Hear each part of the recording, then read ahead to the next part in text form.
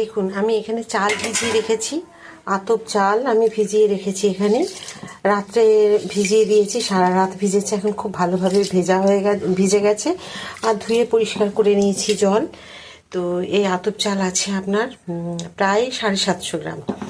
এখানে দিয়েছি মটর ডাল 250, আর বিউলির ডাল আছে 300।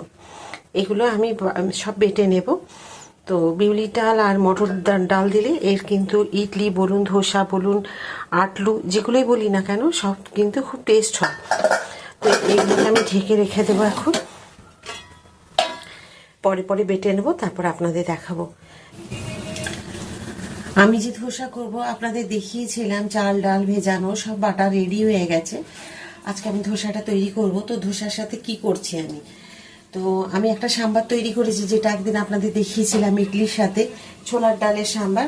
আর আজকে দেখাবো একটা সাম্বার, যেটা হচ্ছে ওটা চাটনি ছোলার ডালের, আর এটা দেখাবো সাম্বারটা, যেটাতে মসুর ডাল দিয়ে, কুমড়ো দিয়ে আর টমেটো দিয়ে করছি আমি। তো আমি ফোড়নে দেব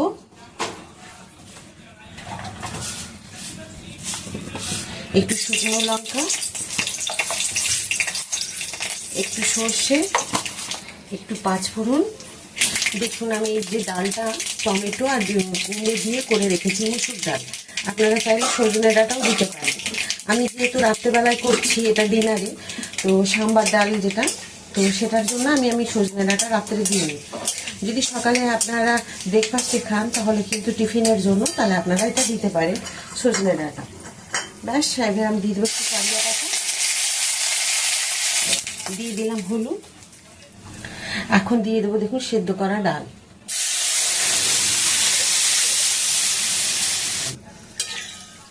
এখন আমি একটু তেঁতুল ভিজিয়ে রেখেছিলাম, এই সাম্বার ডালে আমি দেব। তো তেঁতুলটাকে ভিজিয়ে দেখুন পালটাকে বের করে নিয়েছি। এখন আমি এটাকে একটু ছেঁকে নিয়ে তারপরে দেব, ডালের বাটিতেই ছেঁকে নেব। ডালের বাটিতে ডাল লেগেছিল, ওর মধ্যে তেঁতুলের পালটাকে ছেঁকে নিলাম, এখানে দিয়ে দিলাম। একটু টকটক হবে এই ডাল, আর খেতে খুব ভালো হবে। আমি তেঁতুল দিয়েছি বলে দেখুন 1/2 চামচ চিনি দিলাম। এতটা ডালের জন্য 1/2 চামচ যথেষ্ট। ধোসার জন্য সাম্বার ডাল তৈরি হয়ে গেল। এখন ধোসার ভেতরে যে মশলাটা দেব, ভেতরে স্টাফিংটা, বা আপনারা বাইরের থালার মধ্যে নিয়েও খেতে পারেন, সেটা তৈরি করব। তো দিয়ে দিলাম একটুখানি তেল পরিমাণ মতো, একটা তেজপাতা, একটু জিরে, আর কতগুলো ছোট ছোট করে কেটে রাখা কুচনো পেঁয়াজ। সেই পেঁয়াজগুলো এখন দিয়ে বেশি একটুখানি ভেজে নেব। দেখুন হালকা করে ভেজে নিয়েছি। একটা কেটে রাখা টুকরো টমেটো দিয়ে দিলাম। এটা একদমই ঘুগনির মতো হবে। আপনারা শুধু আলু দিয়ে মানে 1 মুঠো মটর দিয়েও তৈরি করতে পারেন। আপনাদের ইচ্ছে মতো এই স্টাফিংটা তৈরি করে নেবেন, তবে আলু মটর দিয়েই বেশি হয়। ধোসার যে তরকারিটা ভেতরে সবজিটা দেয়, এইভাবে একটুখানি প্রথমে আলুগুলোকে ভেজে নেব। আর আলুগুলোকে আমি সেদ্ধ করে নিয়েছি, মটরও আলাদা করে সেদ্ধ করে রেখেছি। তো এগুলোকে দেখুন আমি যে মশলাটা করে রেখেছিলাম আদা রসুন পেঁয়াজ, ওইগুলোকে আমি দিয়ে দিলাম এর মধ্যে। তো এখন খুব ভালো করে এটাকে কষিয়ে নেব। কষিয়ে নিতে হবে অন্তত 5 মিনিটের জন্য। আমি ঢাকা দিয়ে দিলাম। 5 মিনিট পর খুলে নিলাম। দেখুন ঢাকা একদম জলও শুকিয়ে গেছে, আর খুব ভালোভাবে মশলাগুলো ভাজা মেশানো সব হয়ে গেছে। একটু হাতে মানে যদি ভেঙে দিতে পারেন আলুগুলো খুব ভালো, যদি না হয় তো খুন্তিতে করে এভাবে কেটে কেটেও দিতে পারেন। মোটামুটি যেন তরকারিটা বেশ ঘন, বেশ মাখা মাখা হয়ে যায়। আপনাদের দেখাবো কীরকমভাবে করতে হবে। তো এইভাবে আমি ভেঙে নিচ্ছি। এখন সেদ্ধ করা মটরগুলো দেখুন এখানে আছে। এইটাকে আমি এই মটরগুলোকে কী রকম সেদ্ধ করেছি সেটা দেখেছেন, খুব গলে গেলে ভালো লাগবে না। তো দিয়ে দিলাম মটরগুলোকে। মশলা কষানো হয়ে গেছে।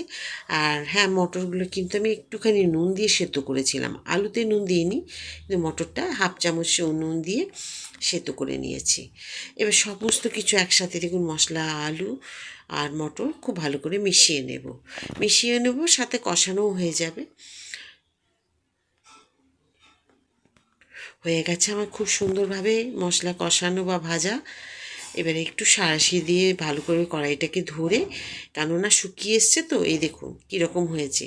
এই রকমই কিন্তু ভেতরে যে মশলাটা হবে ওটা দিতে হবে। স্বাদ অনুপাতে। তো দেখুন যেরকম নুন লাগবে প্রথমে একটু দেখে নিতে হবে নুন ঠিক আছে কি না, যদি প্রয়োজন পড়ে তখন আবার দিতে হবে। আমি যতটা ব্যাটার আছে সে কারণে আমি দিলাম 2 চামচ নুন। বেশ ভালো করে এখন গুলিয়ে নেব এটাকে। আমি প্রায় 10 মিনিট ধরে এটাকে এইভাবে হুইপ দিয়ে আমি একটুখানি এটাকে ফাটিয়ে নিয়েছি দেখুন। তারপরে মিশিয়ে নিলাম নুন মেশানোর পরে আমি আবার দিয়ে দেবো পরিমাণ মতো 1/2 চামচ একটু খাবার সোডা। এবার আমি তৈরি করে নেব এক একটা করে ধোসা। তাওয়া খুব ভালোভাবে গরম হয়ে গেছে, আপনারা যে কোনো তাওয়া একটা ব্যবহার করতে পারেন। আমি ননস্টিক দিয়ে করছি। তো প্রথমে একটু তেল ব্রাশ করে নিলাম, দেখেছেন। এবার একটা টিস্যু দিয়ে ভালো করে পরিষ্কার করে নেবো, তাওয়া মধ্যে যেন তেল না থাকে। তেল থাকলে ছড়ানো যাবে না। দেখুন আমি হাতা দিয়ে যেভাবে আমি ছড়িয়ে মেলে দিচ্ছি ধোসা, যেরকম দোকানে করে সেই রকম কিন্তু যদি তেল থেকে যায় ছড়ানো যাবে না, মানে একবারে জড়ো হয়ে যাবে ব্যাটারটা। তো সেই কারণে আপনাদের বললাম। তো একবার আমি যেভাবে বলছি অবশ্যই করে দেখুন। অনেকেই বলেন মেলতে পারি না, মানে ছিঁড়ে যায় বা কিভাবে মেলবো, অনেক রকমভাবে অসুবিধা হয়। যেই দেখলাম ওপরটা একটু শুকিয়ে গেছে, একটু তেল ব্রাশ করে দিলাম। আপনারা চাইলে বাটারও দিতে পারেন। ব্যাস যখন দেখবো যে দুটো সাইড একদম ভালো মতো সেঁকে গেছে, একদম নামিয়ে নেবো। দেখুন কি সুন্দর, মানে দোকানের ধোসার মতো মুচমুচে হয়েছে। আবার কিন্তু যে তাওয়াটাতেই পাত্রেই করবেন সেটা একটুখানি মুছে নিতে হবে টিস্যু দিয়ে, বা ছোটো একটা কাপড়ের টুকরো নিয়েও আপনারা শুকিয়ে মানে জল দিয়ে ভিজিয়েও মুছে নিতে পারেন। আবার দেখুন একটা তৈরি করে নিলাম, খুব তাড়াতাড়ি হয়ে যাবে, সময় লাগবে না। তবে তাওয়াটা কিন্তু যেন গরম থাকে, একদম মিডিয়াম ফ্লেমে বা লো ফ্লেমে করবেন না, তাহলে কিন্তু ভালো ধোসা হবে না। তো দেখুন আবার এটা একটা করে নিলাম খুব সুন্দরভাবে, খুব চটপট করে হয়ে যাচ্ছে ধোসাগুলো। আবার একটু তেল ছড়িয়ে দিলাম।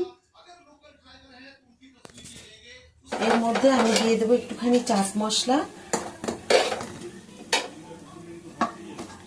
একটু দেবো পেঁয়াজ পরিমাণ মতো যতটুকু খাবেন, আর দিয়ে দেবো একটু কাঁচা লঙ্কা, দিয়ে দেবো একটু চাট মশলা এর মধ্যে। আর দেখুন একদম পুরো যেন দোকানের মতো হয়েছে। দেখুন মানে কি বলবো, অসাধারণ হয়েছে এটা, মানে মুচমুচে একবারে যাকে বলে।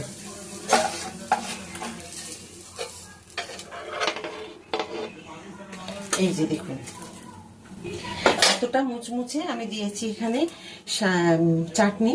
এই যে আমি নারকেল আর ছোলার ডাল দিয়ে বাদাম দিয়ে এই চাটনিটা করেছি, আর এই ডালটা তো আপনাদের দেখিয়েছি আমি কিভাবে করেছি, আপনারা তো দেখেছেন। আরেকটা আমি ধোসাকে আমি রেডি করে নিই। দেখুন ঠিক এইভাবেই আমি আবার একটুখানি মশলা, আপনারা চাইলে মশলা না দিয়েও খেতে পারেন, যদি মনে হয় সাইডে দিয়ে আমি সেটাও দেখিয়ে দেবো আপনাদের। তো এইভাবে দিয়ে দিলাম একটু পেঁয়াজ, একটু কাঁচা লঙ্কা, খুব টেস্টি হবে কিন্তু আপনারা যদি এইভাবে আমি যেভাবে করছি, আর ঠিক এইরকম একটুখানি চাট মশলা। ওফ কি দারুণ হবে, আপনি একবার অন্তত তৈরি করুন, তাহলেই বুঝতে পারবেন যে কিরকম হয়েছিল।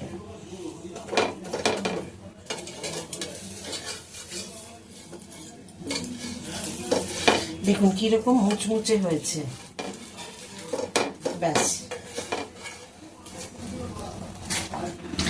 দেখুন আশা করি আপনাদের আজকে খুব ভালো লেগেছে এই যে চাটনি আর এই সাম্বার ডাল।